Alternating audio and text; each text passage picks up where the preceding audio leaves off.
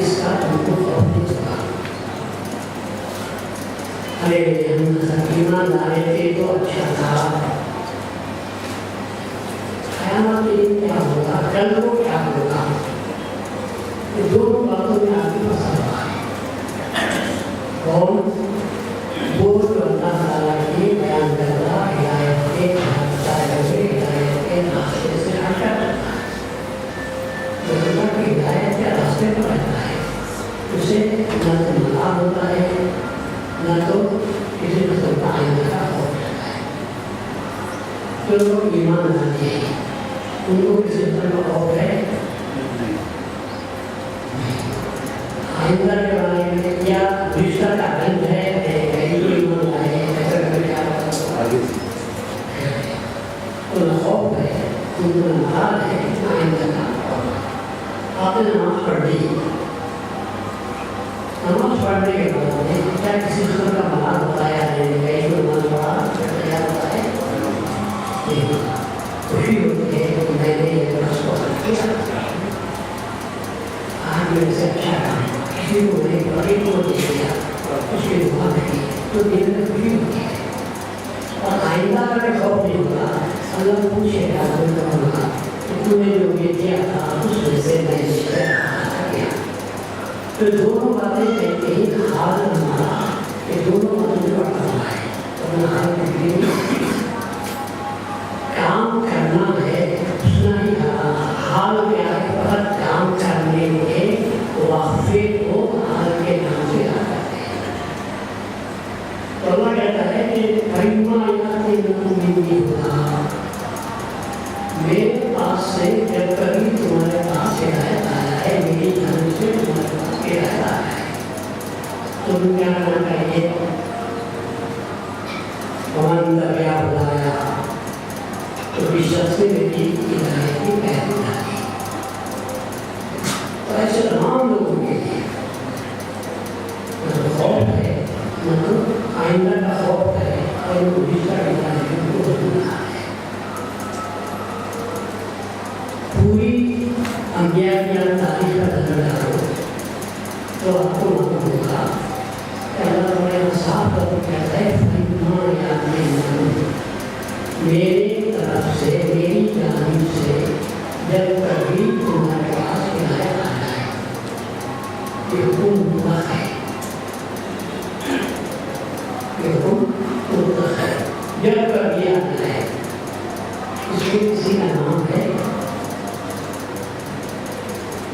اس میں کسی وقت کا تعین ہے، اس میں کسی جگہ کی خصوصیت ہے، صرف بات ہے تو تین باتیں اللہ نے کہا ہے۔ جب کبھی میری طرف سے ہدایت کا بھیجنے والا اللہ آتا ہے، اس کے بعد ہدایت آ رہی ہے تم لوگوں کے پاس، اے سننے والوں تم لوگوں کے پاس، میں تو بدلنے والا نہیں ہوں، البتہ تم بدلتے رہے۔ زبان بدلا ہے، ان کو موت ہے، زبان کو بہت ہے، مجھے موت نہیں ہے، وہ میری ہدایت کا حاضر نہیں ہے۔ میں اپنے بندوں کی اس تاریخ ہے، چاہے وہ کسی کا بندے کیوں نہ ہو، وقتاً فوقتاً میری جانب سے جب کبھی اے سننے والوں تم جس زمانے کے ہو، جس خطے کے رہنے والے ہو، جس رنگ کے ہو، جس مذہب کے ہو، جس قوم کے ہو، جس زبان کے ہو، میری جانب سے جب کبھی تمہارے پاس ہدایت آ جائے تو تم کو کیا کرنا چاہیے؟ تو اس میں سے صاف صاف ہے جس نے بھی ہدایت سے کیا کیا وہ بتائے گا، ان سے خوف ہوگا، ان سے نہ ہوگا، ان سے نہیں ہوگا۔ اور ان جو خوف کسے ہوگا؟ اس کو ہوگا جس نے میری ہدایت کو قبول نہیں کیا۔ تو اس آیت پر سامنے رکھے تو معلوم ہوگا خدا کی طرف سے ہدایت بندوں کو مسلسل آتی رہتی ہے۔ اس لیے ٹوٹا یہ بھی ہے کہ اللہ نے یہ نہیں فرمایا کہ میرے پاس سے جب کبھی کوئی رسول آ جائے تو اس کی جوابوں میرا بھی ہے کہ کام کرتا رہنا. میرے پاس سے جب کبھی کوئی نبی آ جائے یا نبوت آ جائے اس کی اتباع کرو، یہ معنی ہے. اگر یہ بات ہوتی تو کہہ سکتے تھے کہ رسول اللہ صلی اللہ علیہ وسلم آخری پیغمبر کی حیثیت سے آ چکے، اب اس کے بعد ہمارے پاس کوئی ہدایت آنے والی نہیں ہے. نبی کا ذکر ہے اس میں، نبوت کا ذکر نہیں ہے، رسالت کا ذکر نہیں ہے. ذکر ہے کس کا ہے؟ ہدایت کا ذکر ہے. جب کبھی میرے جانب سے تمہارے پاس ہدایت آ جائے تو معلوم یہ ہوا کہ رسول اللہ صلی اللہ علیہ وسلم کے بعد بھی ہدایت آ سکتی ہے. تو اب عبداللہ کا یہ کہنا جب کبھی میری جانب سے تمہارے پاس ہدایت آ جائے تو کس کی طرف جا ہے؟ امامنا سیدنا سید محمد امام علیہ السلام کی طرف جا ہے کہ میری جانب سے تمہارے پاس ہدایت آ جائے. مہدی کے ذریعے سے کیا ملائے گی؟ رسالت. رسول کے ذریعے سے رسالت آئی، نبی کے ذریعے سے نبوت آئی، مہدی کے ذریعے سے ہدایت آئی. تو جب کبھی میرے پاس سے ہدایت آئے تو تم کو چاہیے کہ تم قبول کرو. تو بلکہ ہدایت اتنا عام ہے کہ اس سے خود امامنا مہدی موعود علیہ السلام کی مہدیت کی تشریح لانے پر یہ آیت دلالت کرتی ہے. جب کبھی میرے پاس ہدایت آ جائے تو تم کو قبول کرنا چاہیے. اگر قبول کر دو گے تو یہ ہوگا کہ تم کو نمازی کا کسی قسم کا نہیں ہوگا اور نہ آئندہ کے بارے میں تم کو کسی قسم کا خوف پیدا ہو سکتا ہے. کیوں؟ اس لیے کہ جب ہدایت کو قبول کر لیتے ہیں تو ہدایت کا عبادت ہے کہ ظہارت کے زمانے میں جو کچھ تم سے ہو چکا تھا ہدایت قبول کرنے کے بعد اللہ تعالیٰ ان تمام غلطیوں کو معاف کر دیتا ہے. رسول اللہ صلی اللہ علیہ وسلم نے فرمایا کہ اسلام یہدی ما قبلہ، اسلام کو قبول کرو کیونکہ اسلام کو جب تم قبول کر لو گے اسلام سے پہلے مجھ پر ایمان لانے سے پہلے تم نے جو کچھ کیا ہوگا وہ سب کے سب باتوں کو گناہوں کو اللہ تبارک و تعالیٰ ختم کر دے گا.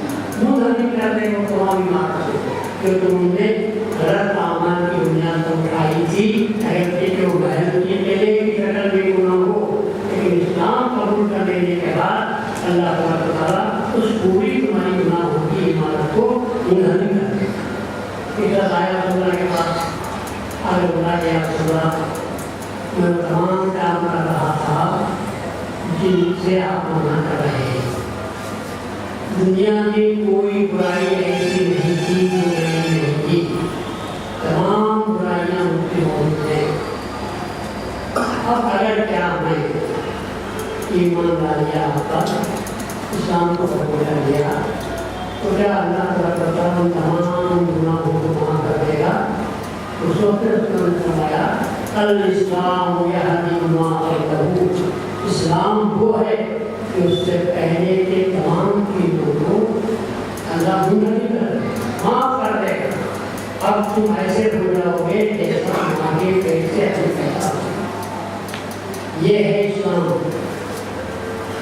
اب اس کے بعد تم پچھلی زندگی کے بارے میں تم کو کسی قسم کا مال نہیں ہونا چاہیے.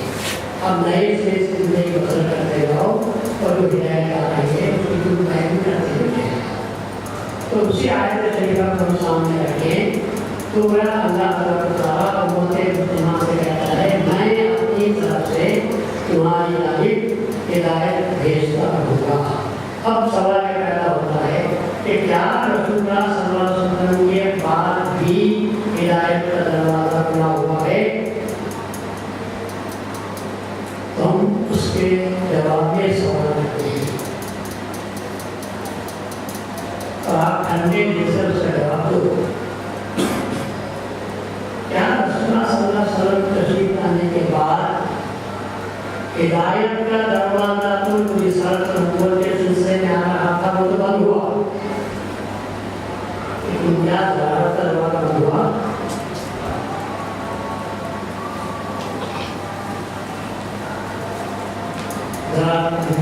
جمعہ کے دروازے بند ہو گئے.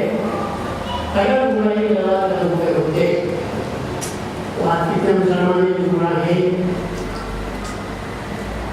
اور کتنے مسلمان ہیں جو تمام کام کر رہے ہیں جسے اسلام نے منع کیا.